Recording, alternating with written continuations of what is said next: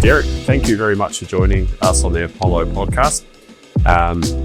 It's great to have you. So, just so everyone who's joining us, if they haven't heard about you or what you do you mind giving us a little bit of an overview of who you are and what brings you to the podcast today? So, Derek Morgan.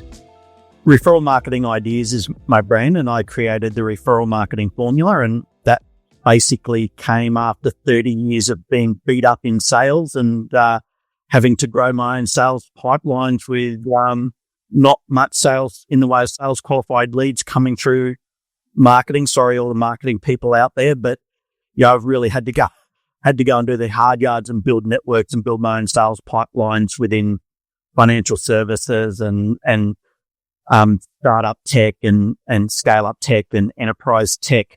So it was those experiences that sort of led me to really refine what was working for me in all of those roles, and then how could I help other salespeople not have to go through some of the pain that I was going through in building pipeline. Yeah, so you're kind of like the guru. Sounds like you're the guru for sales pipeline optimization. Would you say that's your core value proposition, or where would you say that your specialty lies? I think it's simpler than that. It's about unlocking the hidden value that sits within our existing networks and relationships within our existing customer bases. I think one of the things that we see in the marketplace, and an article you posted the other week on LinkedIn really resonated in and around this. There's a lot of noise out there in the marketplace. There's a lot of focus around complex marketing campaigns that are outside the control of the salesperson necessarily. And it's all based on cold outreach or inbound at scale. And the big missing opportunity for most businesses is the gold or the value that's sitting in their existing networks. How do they unlock the relationships they have to get more referrals and do it in a way that is consistent, duplicatable, and scalable? Yeah. That's the bit people miss. Why do you think people don't get the opportunity? Are they just afraid to ask, or they just don't know what to do? What's the biggest issue there because we all have networks, and it's like, is it people just afraid to say, hey, can you help me out? Or what do you think is the biggest hurdle that people are having challenges with? Well, there's a couple of things when they're out business networking. They're looking for their next deal, and they're looking for, random people at networking events to connect them up with the potential next new client. Yeah. So they're asking the wrong questions and they're looking for the wrong things in networking. So the other thing that makes it really hard for salespeople going out and networking is because they're sort of on that front foot in selling mode, people are pushing back. Yeah. There's a couple of mindset shifts. If they start to go to networking events looking for referral partners, and you need to know what a good referral partner looks like, and then you go to that event with a value proposition that adds value to a referral partner, then they're going to naturally introduce you to their network. So instead of getting a one-to-one connection or a word-of-mouth referral, you now have a system or process that you can go out, have a really intelligent conversation with a potential referral partner in a way that's going to go, I need to be working with Stephen because he's adding value to my business. Therefore, I should be introducing more of my clients to him. Do you have an approach to referral marketing? Obviously you do, but how would you start the process, like when you're engaging someone at one of these events? Well, it starts well before the event, or before a conversation. It doesn't need to be an event. It could be just a quarterly business review, catch up with a client. How do you have a constructive conversation with that client that opens up their other vendor networks, their other supplier networks, their other advisor networks? And it's ridiculously simple when you start to really focus on how to do it and the what. So I guess and I've run down a rabbit warren and deviated from your question there. The thing is with partnerships is when you're having a conversation with a referral partner, it's like, what can I do for you, Stephen, that's useful and valuable to your business and supports you in either your go-to market or your customer success or your nurturing process? Because if I can add value to your core business operations in some way, shape or form, then you're going to take me into lots of conversations. So it comes down to having a framework, and that's what the referral marketing formula is. So I finally made it back to your question. It's a framework and a model for you to actually go and be really focused on what's an ideal referral partner for you, because referral partners lead you into lots of your ideal client relationships. What's your value proposition to that referral partner that gets them excited about working with you, but more importantly, engaging with you consistently, and therefore engaging you with their clients consistently. Yeah, great. And that's the difference between referral marketing as a strategy that's duplicatable and scalable versus getting referrals, which is word of mouth marketing, which is not systemized, it's ad hoc, it's not predictable. Do you have any examples of how the system would work, or like companies that you've, the journey of how that would actually look from like an event to building a relationship? Well, let's look at how it's not working right now in most businesses. Yep. And then I'll show you the example of how it didn't work, how it was set up properly, didn't work, and then did work in a technology business. So when I was doing some fractional business development for a startup SaaS company, I introduced a large tech company to a consulting partner, sat them around a boardroom, got everyone in the room to agree that these two groups were well aligned and they should form a partnership and be working together. I walked out of that room. 2 years later, I went to actually work in that technology company, sat down in their multi-million-dollar CRM, found the partner contact that I'd introduced to them. In that 2 years, there'd been donuts. Nothing had happened between those two. I went and had 2 coffees with the consultant. Within 6 months, that business wrote $11.2 million. So $5.6 million per coffee.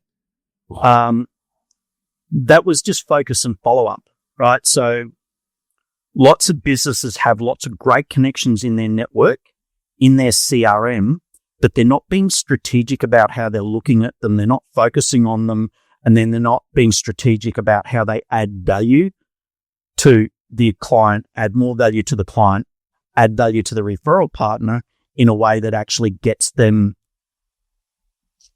engaging effectively. So it's the focus and follow-up is probably the biggest problem that I see in the marketplace. So if we go back to that example, that 2 years of not following up between that tech company and that potential referral partner, there's an opportunity cost there of $44 million.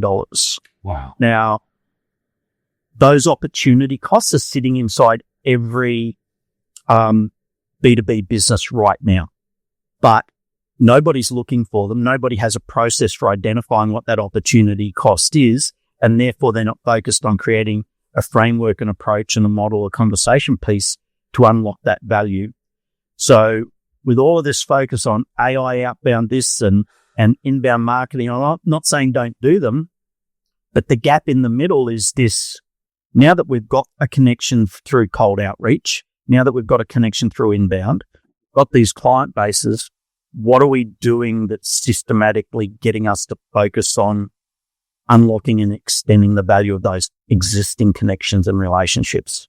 Let's say you have a database of quite 1,000 contacts in there. Would you treat this as a one-on-one, account-based approach, or is there a way to mass scale this? Or how do you typically approach that type of approach if you're coming in cold into a new business? If I'm coming in cold to a new business, we're not looking at the cold list necessarily. It's like, start with your existing clients. Your existing clients, pick your top 3 best clients. Your top 3 best clients, or their entire supplier, vendor, advisor network is a pathway to your next best client, because whoever they're working with, they have, those vendor suppliers, advisors have another large network of people that look just like your best client. Yeah. So it's about how do you set up a framework to go and have a simple conversation with your client that leads to an introduction to other vendor suppliers in their community. And then what's your value proposition to those people when you're going to have a conversation with them that they go, I want to work with Stephen and Opollo, and Stephen and Apollo's just given me a really clear framework of how they do that. And they're demonstrating value that's important to me as a business. So therefore, why wouldn't I work with Stephen, or at least have that conversation? And because you've been introduced in by an existing client, there's that borrowed trust. To your point earlier, it just speeds everything up. Yeah. Right? That borrowed trust means that you're going around gatekeepers, not through them. You're getting to the decision makers super fast and in a trusted way. And then the sales cycles speed up, price sensitivity drops. All right. So there's huge value in it, but not enough focus. Yeah. Okay. Great. So, I mean, without asking all your secret sauce, I mean, what would you do, give, like, say someone had a really good referral network and they had a couple of big clients, what would they actually do? Like, how do they build a value proposition without, because it's a bit daunting to go in and ask a client, hey, can you help me out, without having a value proposition for them. So what would you do in that regard? Like, Yeah, well, you've got a step-by-step formula that you can access through Referral Marketing Ideas. We'll give you the model and the frameworks. It's then just go and focus on each of the core components of the formula. And it's about being really clear on who your ideal customer is to start with. That then leads you to who's your ideal referral partner. And I know you've got a big footprint and a big presence in the managed service provider industry. It's like, well, they're always looking for other vendors to be their referral partner. Yeah. But the vendor has 1,000 clients that look just like that MSP. So they need to be looking outside of their traditional ecosystem for referral partners, and then look at what's the value proposition that you can then add to that particular partner. Is it an accountant? Is it a financial planner? Is it whoever it is? It's like, what is the value proposition that you can create? There's a framework and a formula and a methodology for doing that. And I can provide some free GPT links. We can drop some links in the show notes here. Yeah, that'd be great. To give you actually the tools to go and answer those questions. So the first thing is, who's the partner that you're looking to connect with? What's important to them? And then how do you become part of that solution to that problem? When you can answer that, you've got your value proposition. It then becomes very easy for your sales team to go and actually have conversations with potential referral partners in a very non-threatening way for the referral partner, because you're not looking to sell them anything. You're looking to lead with value and give them something that's important to them. And the consequence of that is that they are introducing you to their clients.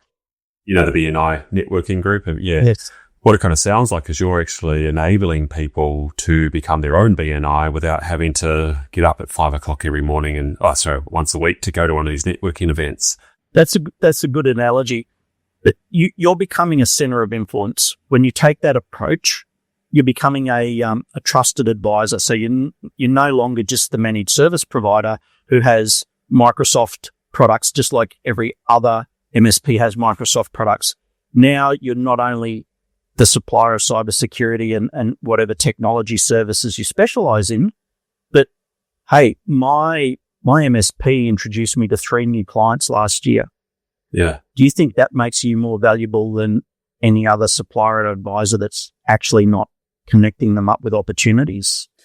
Yeah, I think that's actually a really good approach, because what you've just got me thinking about is like, I mean, we don't have to focus too much on our clients, but MSPs, there's two types of MSPs. You have the MSPs who are, or we could just call them, don't have to be an MSP, it could just be a IT integrator, and they're moving into what you call the TSP, technology service provider approach, or the MSP approach, where, on the MSP side, their IT support, they're supporting the technology. Then you've got this big movement that's coming now, which is the TSP side, which is actually transforming your business and being a leader in technology.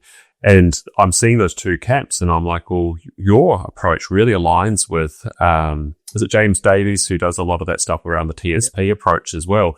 How can we enable this company to grow? Because right now, if you look at the way of the market, a lot of businesses especially here in Australia. I mean, US is leading the way around AI, but a lot of businesses need to find ways to make more revenue, right? Or do more with less. And when I look at MSPs, I'm like, well, you are enabling a lot of that technology for your clients, enabling their growth. And I see it every day. Like I talk to some MSPs who just want to sell managed services because that pays the bills, right? Keeps its people employed. But then you have the other risk taker MSPs who are out there going, well, I've got professional services. We have skills in AI, automation. We put our money into DevOps, even though DevOps is often a loss leader in these MSPs. But they use that to drive the technology. So where I'm going with this is I think what you're saying is those TSP type MSPs would actually really well work in this space, who are more open to the risk tolerance and actually driving transformations within their customers. Have you dealt much with the TSP movement that's going on at the moment? Yeah, James Davis is my number one referrer of opportunities. Funnily, you should mention him, and he connected us up. So, yeah, to your point, that the TSP model is basically extending your value proposition. It's extending your capability to do more and deliver more. As soon as, one of the big challenges moving forward is that AI and automation is commoditizing so many things that, you need to look at your products and services. And if it is a commodity product and service, then that's fine, but you need this TSP advisory model to package other things around that so that you don't become redundant.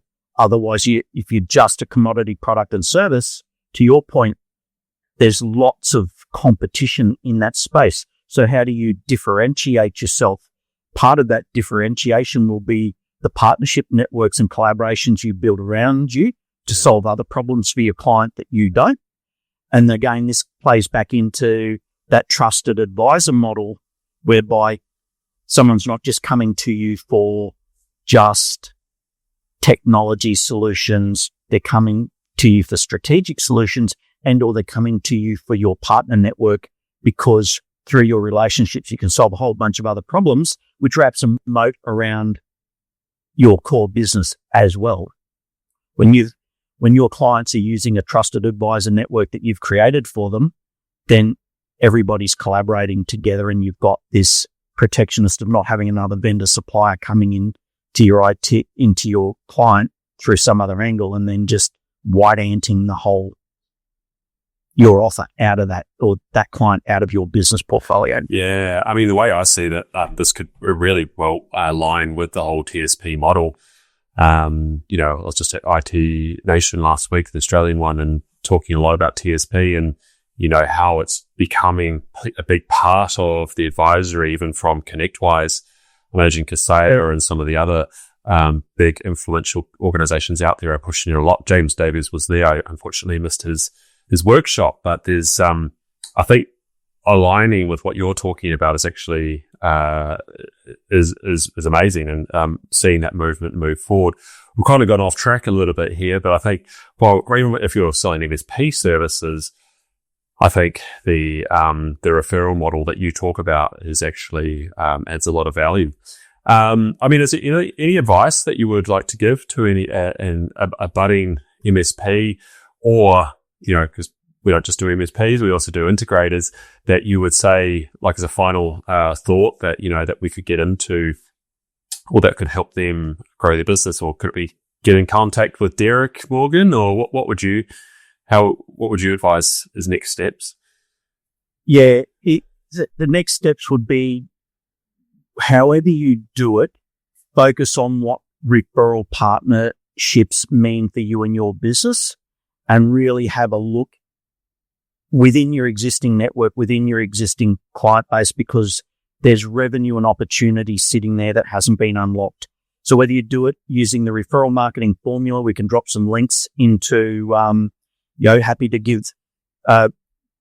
give listeners access to the Referral Marketing Formula framework and a couple of GPTs to get them started around this process. And we have a partnerships fast start program that we run that helps you design, build, and launch a partnership program in 3 days or less. Wow. Right? Because that's the power of automation. Now, is it going to be perfect? No. Don't expect it to be. But what you're going to be is in the market having partnership conversations with clients and potential partners, and then refining your offer so that you do build out this partnership model that is duplicatable and scalable. Right? Once you get to that point, then it means any of your inbound marketing or your cold outreach that you're doing, people that you're connecting with, you've got a more effective nurturing strategy. You've got a more effective engagement strategy. But more importantly, you can then lever the return on ad spend or by having this referral partner program back-ended that you can roll out and leverage those connections and get free leads that are more from the work that you're already doing, inbound, outbound, or with existing clients. Yeah, wow, great. That's actually really good. Good look at it. Well, thank you very much, Derek. Really appreciate your time today. Thank you so much, Derek. Take care. Cheers, buddy. Bye. See you.